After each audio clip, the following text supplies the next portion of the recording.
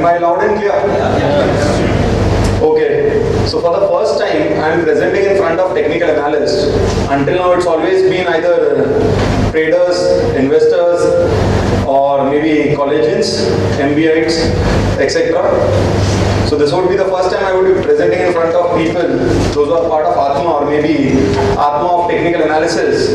So those who believe in technical analysis and practice it as a religion. So let me get into what I will be presenting today. Now, although the PowerPoint is mentioned as Sensex versus Dow Jones, now this is a long-term study because the biggest data which we have on technicals is for Dow Jones Index. We don't have many others. Even in case of Sensex, ideally we should have it from 1981, but we have some backdated data since 1978. So what we'll be doing is we'll be looking towards two economies maybe, or two countries, and how are they placed at. So this is basically a longer term study on how US markets grew up in the 1980s, wherein they moved up something like 11 times in 15-17 years, and maybe India is placed similarly over the next few years.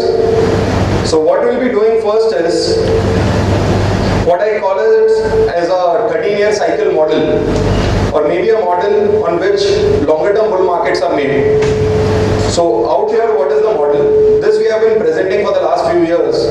The first one was done in September 2005 by my senior partner Mr. Fidai for a broking firm. He is with us today. So any queries during that time, you can always ask him. And post that, I have been presenting this 13-year cycle model every time when we see an opportunity into the markets. So around 2009 in August, when we were at 12-14,000, we did a seminar all over India in almost 6 to 8 cities. And again in August 2011 in some forums. So this is the new presentation which I have made. What do we see and how do we believe it would happen? So the first thing is, before I start the model, I am talking about very simple things. Although for you all it is very simple, but when I go to normal investors, even this seems to be difficult. So I'll just rush through it. Everyone must be knowing about the flag and pole, the basics. So what we see is, if the pole size is 100 and the flag is say something like 20, you know the target prices are 20 points on the flag breakout and another 50 points on the pole size. Now this is a simple model. Now what I look into is called as the 13-year cycle. Now 13-year cycle is for Sensex. It could be different years for different indices. So what we see is, this is something like a 30-year cycle, 50-year cycle on longer term charts. So the first part of the cycle is wherein markets grow by, see a super bull run. A super bull run implies 10 times return in 10 years. So if you put a CAGR, it is much more huge. Not even 15% compounding, we are looking at 30%, 50% every year. So that is the first phase. Once that bull run is over, we see a very long period of consolidation for something like twice the amount of time of the bull run or equivalent to the same time. Now this is where the classical fundamental analysis part, invest for long term, you'll always make money, goes wrong. The general assumption is, if you buy today, for the next 10 years, you'll always be profitable or you'll beat FD returns. This is the period where it goes wrong dramatically. So for example, how many of you all are from equities since the 1990s? Can somebody tell me what was the top in 1990s for the Sensex? It was something around 4,500 in 1990. 4,500? Around 1992. And what was the bottom in 2003? 2000, something like 1980. Now that is how many years? 13 years. And a return of minus 50%. Inflation adjusted, you have lost all your money. The way we say it, or maybe FD adjusted, you have lost all your money. So this is what I call as a period wherein equities give you terrible returns.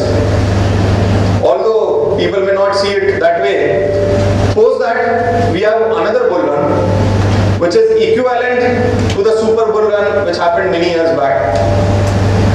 Maybe economies take that much time to shape up. Maybe many cycles, economical cycles. So what we see is once this is taken off, we'll get into a super bull run, which will be again for the same amount of years. So for example, we had X years, maybe 13, 17, 25. We'll see another 13 years of a bull run. And this would be again a best part.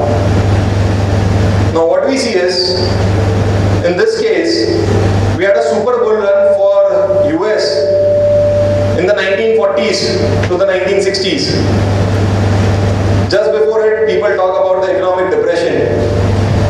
Maybe a lot of economic depression analysis came in the 2008. When you read online, we'll get into a depression. Markets are going to collapse. It will freeze.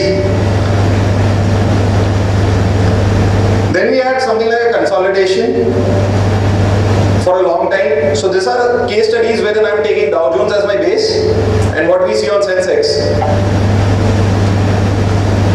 So this is the last time we are in. So last time you were at August 2009.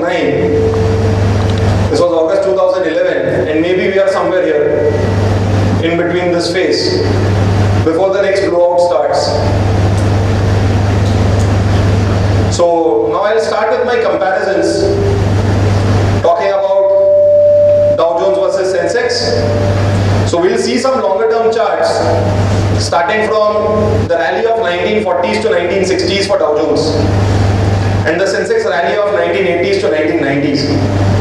Now one of the major reasons when I have a problem with a lot of investors is when I say I buy Nifty at 5200 for a target of 5800, I get this old investor, he says you should be long term. You cannot be short term. The real money is made in the long term. Now anyone out here who's profited big way from the 1980s or maybe their parents have benefited a lot from the 1980s, HUL shares, IPO shares of Reliance, if you not any of your parents holding Reliance, no one. HUL, Colgate, anyone else who's inherited a lot of shares. So I had this old guy telling me I bought HUL at 100 rupees. For example, Cipla is worth, Cipla 10,000 investment maybe worth 3 crores, 5 crores in the last 20-30 years. So in 1980s, we had an index of base of 100, 120. So let us see what happened in the 1940s and 1980s for Dow Jones. Now this is the economic depression times of 1932. Now this is one of the reasons a lot of people talk about 90% erosion, or whenever a company which has been something like a DLF or a Unitech, the stories may come down 90% of value.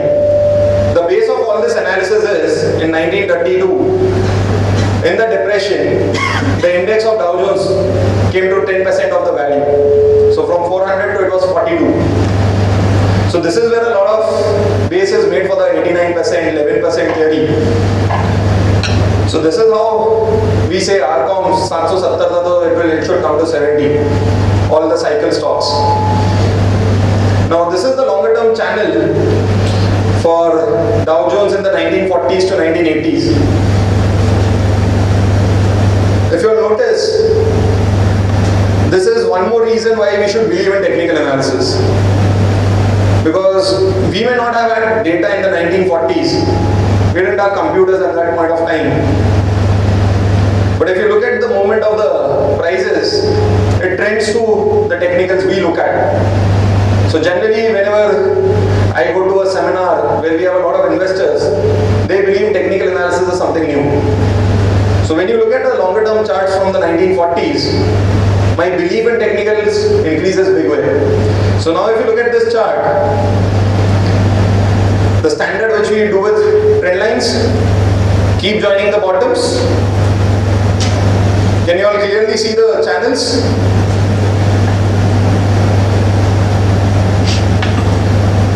So this was the super bull run period, which continued. We'll look into those calculations, but we'll see how the rally was. A channeled move, something like what we saw in our model, 13-year cycle model. Then a huge consolidation for almost decades to come, something like 17 years. Seems very similar to what we saw in the model. Now one more thing to note out here is, this is US markets and what happens post the breakout. And how resistances on the trend lines continue to be followed. So something if it worked in 1940s, the same thing is working right now. Now let us look into the next chart, which is Sensex again. Can you all see a channel move similar? Similar to the 1940s. We'll see similar 4 to 5 bottoms on the lower trend line.